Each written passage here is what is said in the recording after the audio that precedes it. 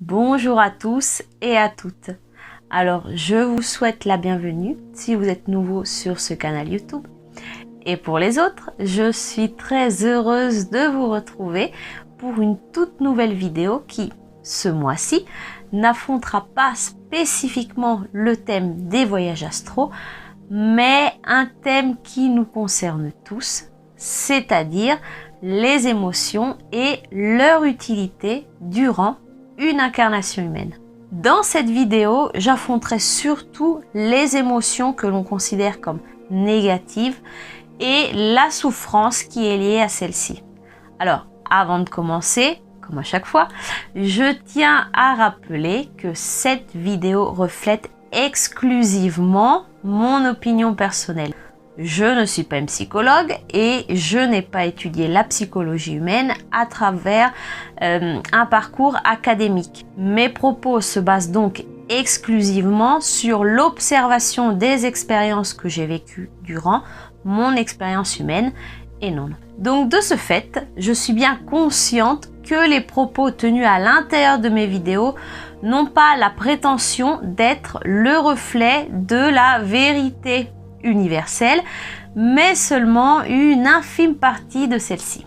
Donc aujourd'hui, je vais affronter un thème qui est assez récurrent dans la vie de tous les jours et qui revient également assez souvent dans les messages que vous m'envoyez, c'est-à-dire quelle est l'utilité des émotions de basse fréquence. Alors, il est vrai qu'avec mes vidéos, j'ai moi-même contribué à cette question, car si vous avez vu mes vidéos précédentes, j'ai souvent affronté le thème des dangers du voyage astral et de la possibilité, après notre mort physique, de finir dans des dimensions de basse fréquence à cause de la manifestation récurrente d'émotions dites négatives tout au long de notre incarnation humaine. Alors, je tiens à rappeler que ce n'est pas une quelconque entité qui décide de nous envoyer dans un hypothétique enfer après notre mort, car nous avons commis des actes répréhensibles, mais c'est surtout notre taux vibrationnel moyen dû à la non-gestion d'émotions de basse fréquence qui fait que nous irons par la suite dans une dimension également de basse fréquence qui correspond justement à l'émotion que nous avons en majorité produit et ressenti pendant notre existence. Alors, je l'ai fait un petit peu simple. Par rapport aux anecdotes que je vous ai rapportées dans les vidéos précédentes, il me vient en tête par exemple celui de la dame qui avait perdu son fils à cause d'un accident de scooter. Donc, si vous n'avez pas vu les vidéos précédentes qui traitent de ce sujet, je vous mets ici à côté les images des vidéos dont je parle et je vous invite à aller les regarder pour comprendre de quoi je suis en train de parler. Mais il est vrai que suite à ces vidéos, j'ai reçu beaucoup de messages de personnes qui se demandent alors mais à quoi ça sert d'avoir les émotions de la peur, de la colère, de la jalousie si ensuite elle nous conduit dans ce genre de dimension. On pourrait croire qu'à ce moment-là, l'incarnation humaine est un petit peu un attrape-nigo. Eh bien, il est vrai que par rapport à notre conception humaine de la vie et au regard des choses, c'est évidemment la première conclusion à laquelle on arrive une fois que l'on a compris un petit peu ce mécanisme de base. Mais il est également vrai que ce n'est que partiellement la vérité. Il est vrai que jusqu'ici, j'ai affronté le thème en partant de la fin parce qu'il était pour moi urgent de parler des dangers du non-travail sur soi-même, sur les émotions, en prenant pour acquis que les personnes qui auraient ensuite regardé mes vidéos avaient entre les mains déjà les éléments de base dont je vais vous parler dans cette vidéo. Donc je m'en excuse. Comme à mon habitude, j'ai péché de superficialité en pensant que tout le monde est au même niveau. Alors comme je l'ai dit précédemment, je ne suis pas une psychologue. Donc je ne vais pas affronter le thème des émotions du point de vue de la psychologie, car je n'ai pas été formée pour cela. Et j'ai vu que sur YouTube, par exemple, il vous suffit de taper dans la barre de recherche « Qu'est-ce qu'une émotion ?» Et vous trouverez des centaines de vidéos de psychologues qui vous expliquent d'un point de vue physiologique et chimique ce qu'est une émotion, comment elle se manifeste, etc., etc. Donc moi, étant une personne qui est un petit peu plus tournée vers la spiritualité et le monde de l'invisible, je vais vous parler de ce qu'est, toujours selon mon point de vue bien sûr, une émotion d'un point de vue énergétique et surtout d'où elles viennent. Mais commençons tout d'abord par définir ce qu'est une émotion. Alors, une émotion, c'est une énergie. C'est une énergie bien spécifique. Chaque émotion a sa propre empreinte vibrationnelle. Les émotions sont comme les couleurs. Vous avez des émotions primaires qui, comme les couleurs, combinées ensemble, nous portent à avoir une palette extrêmement large d'émotions différentes. Donc les émotions de base sont 6. Vous avez la peur, la colère, le dégoût, la surprise, la tristesse et la joie. Donc à partir de là, nous avons des émotions qui sont plus ou moins similaires au niveau énergétique à une de ces 6 émotions de base. Donc par exemple, proche de la peur, vous trouverez la terreur, l'angoisse. Vous avez également la rage et la colère qui ont la même racine énergétique, mais pas la même intensité. Et chacune d'elles représente une nuance bien précise d'une émotion. Donc dans cette vidéo, je vais me focaliser sur l'émotion dite négative, car ce sont celles qui nous posent le plus de problèmes à nous êtres humains, si elles ne sont pas gérées correctement. Mais attention, ne vous y trompez pas, car même les émotions que l'on considère comme positives peuvent nous amener à avoir des difficultés. Donc comme toute chose existante, elles ont une fonction, une utilité bien précise dans notre incarnation humaine, et donc en tant qu'être humain, nous avons constamment affaire à elles. Je suis d'ailleurs absolument convaincue que la seule chose qui compte réellement dans notre expérience humaine est l'apprentissage de la gestion de nos émotions, et que tout ce qui est de l'ordre de la manifestation matérielle n'a que comme unique but de nous faire vivre ces mêmes émotions. L'identité de l'événement vécu n'a aucune importance. On peut nous avoir volé notre voiture, avoir brûlé un morceau de viande que nous étions en train de cuire, ou bien avoir perdu notre animal de compagnie. Cela n'a aucune importance. Ce qui compte, c'est l'émotion que nous avons ressentie pendant ces événements. Quelqu'un d'autre aura vécu exactement la même chose que nous, mais ressentira une toute autre émotion par rapport à ce que nous sommes en train de vivre. Par rapport aux événements que je vous ai énoncés, pour chacun d'entre eux, quelqu'un ressentira exclusivement de la colère, quelqu'un d'autre exclusivement de la tristesse, et quelqu'un d'autre encore de la peur.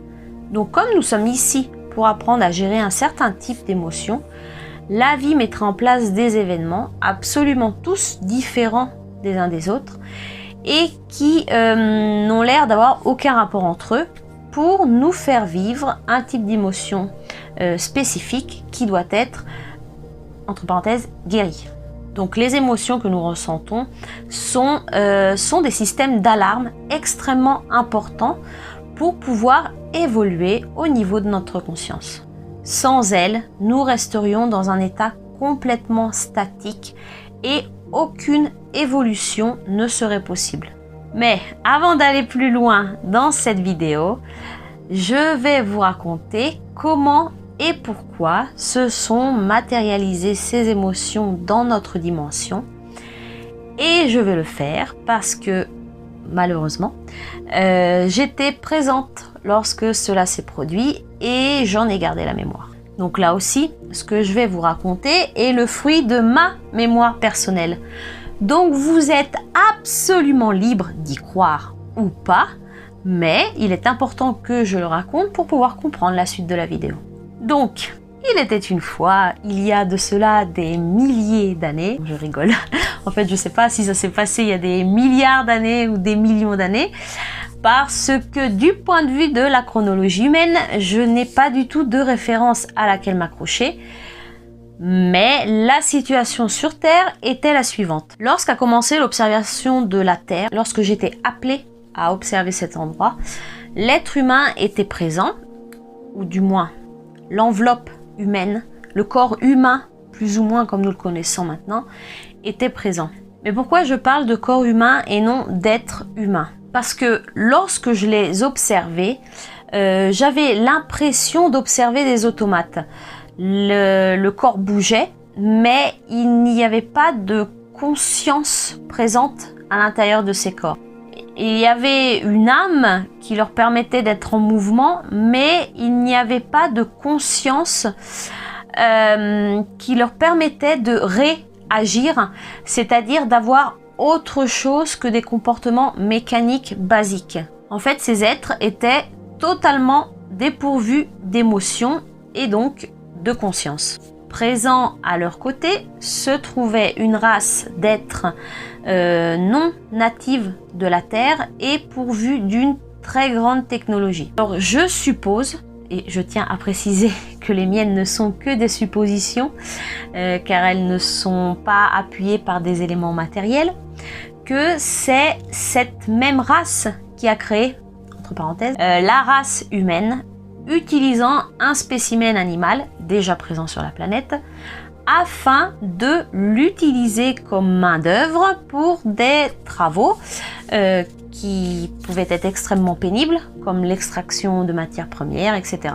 Donc pour tous ceux qui sont déjà en train de lever les yeux au ciel, je tiens quand même à vous rappeler que nous, comme êtres humains, on est un petit peu en train de faire la même chose en ce moment même. Entre modifier génétiquement les plantes pour les rendre plus productives, modifier l'aspect par exemple de certains animaux comme les poulets ou les vaches pour produire plus de viande ou plus de lait, ou bien les chiens pour les adapter esthétiquement à nos exigences, etc. etc. Donc quand certains parlent de science-fiction, je parlerai un petit peu plus de réalité.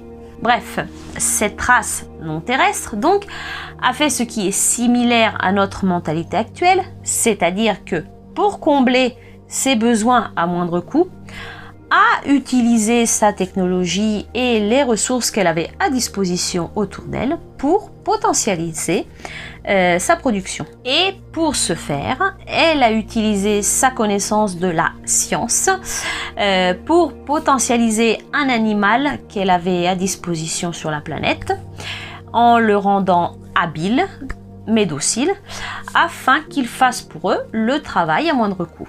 Alors, je tiens également à préciser que ce n'est pas parce qu'on a développé une très grande technologie que le développement de la conscience s'est développé de la même vitesse. C'est-à-dire qu'il existe des civilisations qui ont un développement de la technologie matérielle qui est égal à 0, mais qui ont développé une très grande conscience. Et vous en avez d'autres qui ont une conscience très basse, mais qui ont développé une très grande technologie qui leur sert donc à combler le manque de conscience élevée. Donc, bien sûr, n'ayant que très peu de conscience, ils utilisent cette technologie à des fins égoïstiques que l'on peut donc considérer avoir des répercussions négatives. Donc dans ce cas précis, nous nous trouvions devant une civilisation qui faisait partie de cette deuxième catégorie. Beaucoup de technologie, mais une conscience relativement basse, comme celle de l'être humain actuel, où ces mêmes technologies ne sont généralement utilisées que dans un but de prospérité matérielle. Donc on évite de s'offusquer devant de tels agissements, parce que pour ma part, je considère que l'être humain, dans son ensemble, est le moins légitime à pouvoir se permettre de s'offusquer devant de tels agissements. Alors, à cette époque, je faisais encore partie du règne que l'on peut définir angélique. Donc, pour rappel, pour ceux qui n'ont pas vu la vidéo où je parle spécifiquement des anges de base, mon expérience et celle des autres anges se limitaient à transporter des informations d'un endroit à l'autre de l'univers. J'étais également constamment baignée dans un espèce d'état d'amour inconditionnel, non conscientisé. C'est-à-dire que en tant que ange, je n'avais jamais eu accès à une émotion matérialisée.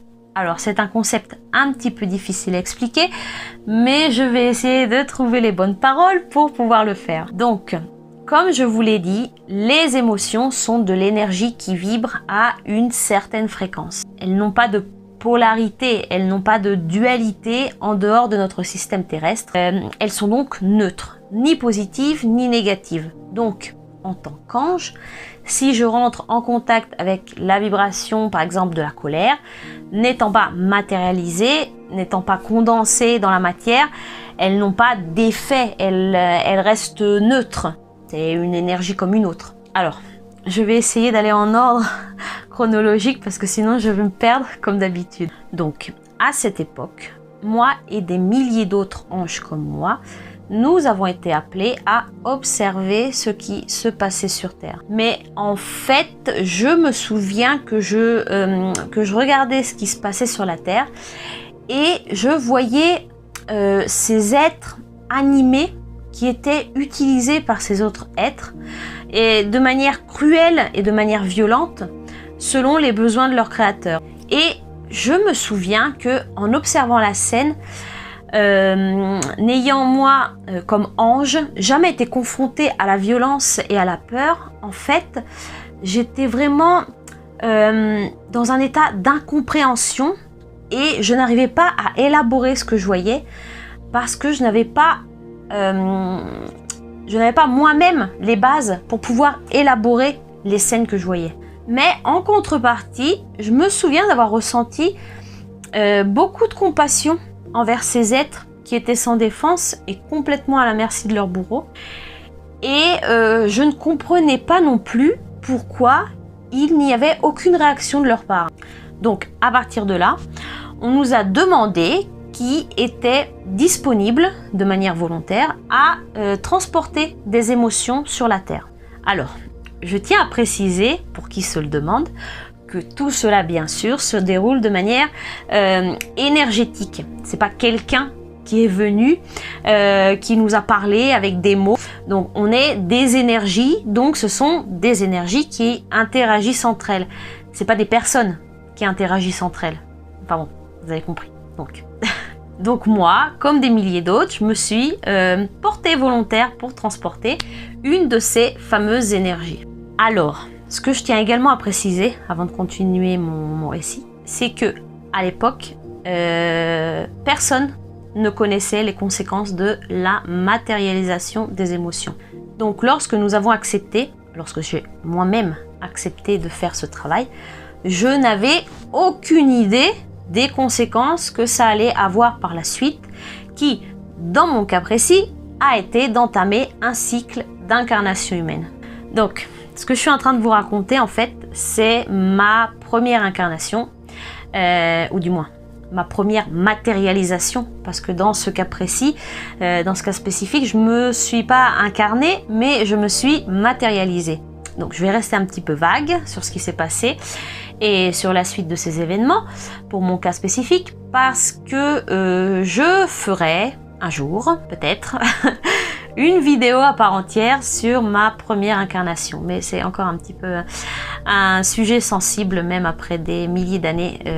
J'ai pas tout à fait résolu ce trauma, disons. Voilà. Mais pour faire un résumé de ce qui s'est passé, nous avons donc, moi et des milliers d'autres anges, accepté ce travail et à chacun de nous a été attribuée une émotion bien spécifique, sous forme énergétique, bien sûr, afin de la transporter sur la Terre et une fois arrivée sur Terre, de la relâcher afin de permettre à ces êtres de rentrer en contact avec ces énergies, parce qu'elles n'étaient pas présentes sur la Terre, elles n'étaient pas matérialisées jusqu'alors pour pouvoir se rebeller à leur bourreau. Donc moi, malheureusement, j'ai transporté une énergie que l'on considère négative, ce qui a fait que, à peine entrée en contact avec la dimension terrestre, je me suis automatiquement matérialisée moi-même à cause de la densité de cette dimension.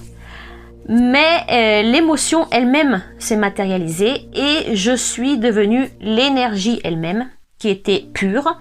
Et cette pureté, cette concentration était telle qu'elle a consommé mon corps physique en seulement quelques jours. Et heureusement que j'ai pas survécu plus de quelques jours parce que j'ai fait un désastre. À la mort de mon corps physique, l'énergie de l'émotion que je transportais s'est ensuite libérée.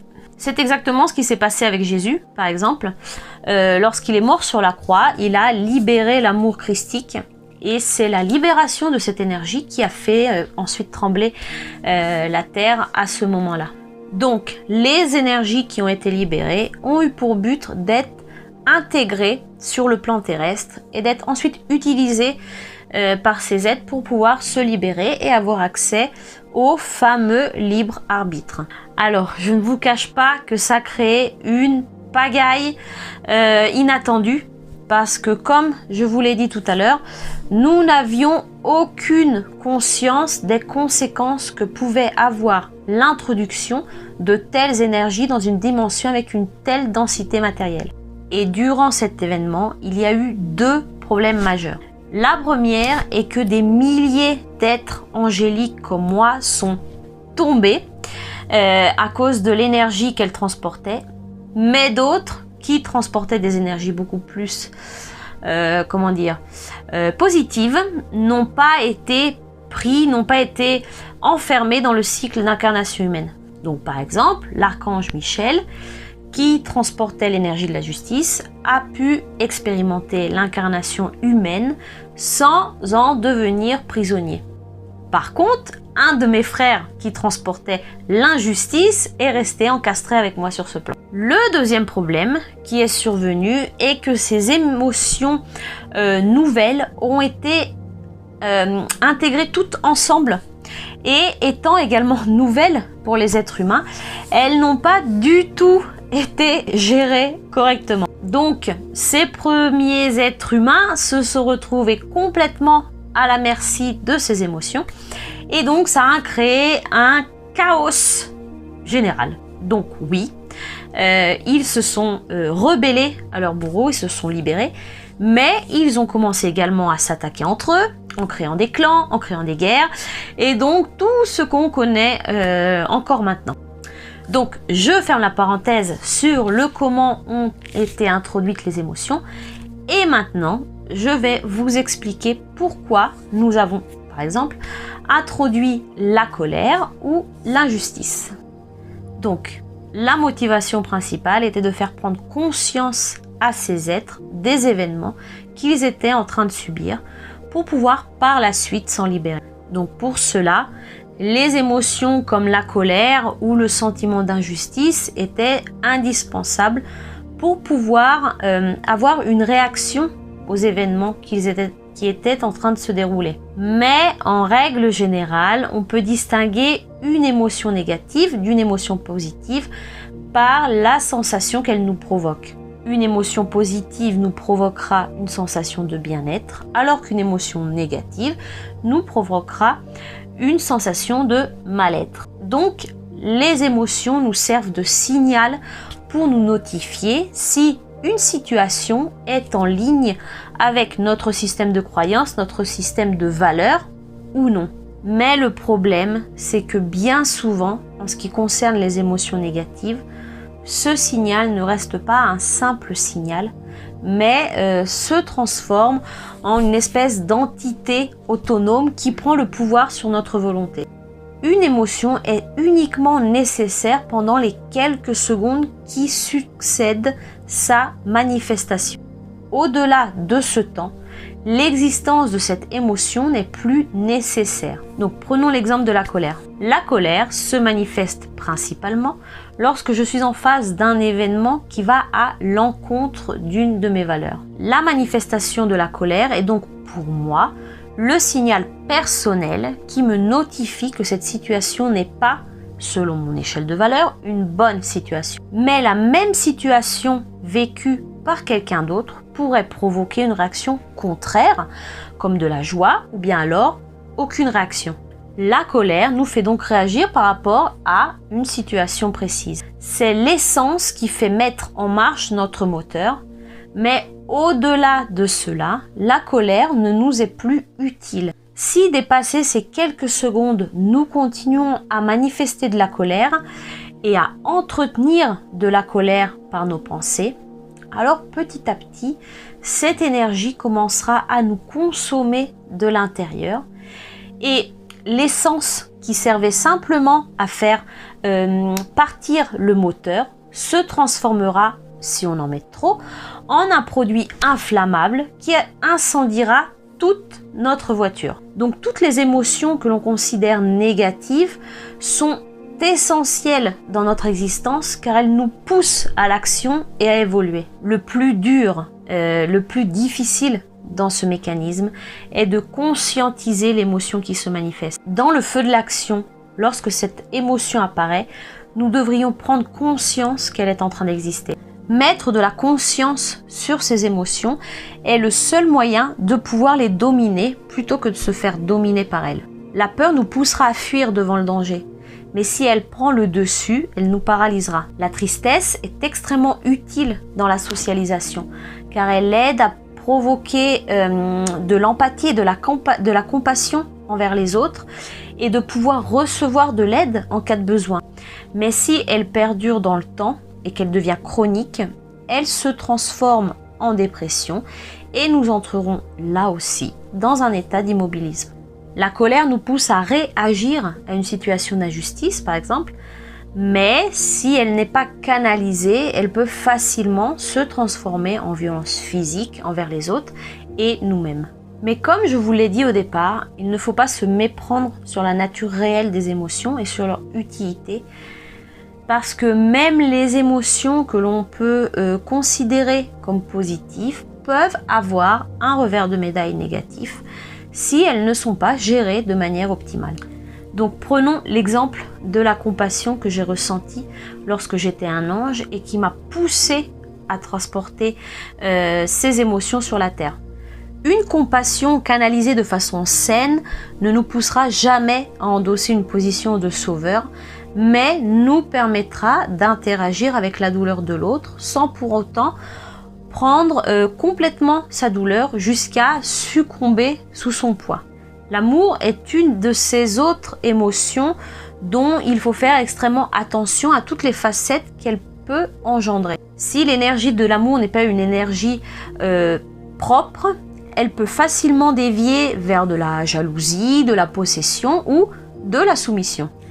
Donc ce que je vous invite à faire, c'est que dans chaque situation, à chaque minute de votre existence, d'être attentif, d'être conscient des émotions que vous ressentez, car ce sont les seuls signaux que vous avez à disposition pour vous indiquer un déséquilibre et qui nous servent à nous recalibrer sur la vie. Et je le répète, la seule expérience qui a une véritable importance pendant cette incarnation est l'expérience émotive. Le reste, c'est seulement des conjectures mises en place par la vie pour nous faire vivre les émotions. Donc voilà, pour aujourd'hui, la vidéo est terminée. J'espère avoir été claire et exhaustive dans mes explications. Mais, comme d'habitude, si cela n'a pas été le cas, je vous invite à me le signaler dans les commentaires en dessous, en me posant des questions ou en me demandant des éclaircissements sur un passage spécifique de la vidéo. Et si la question mérite une réponse un petit peu plus longue et un petit peu plus articulée par rapport à une réponse écrite, je la traiterai dans une vidéo à part entière sur les questions-réponses.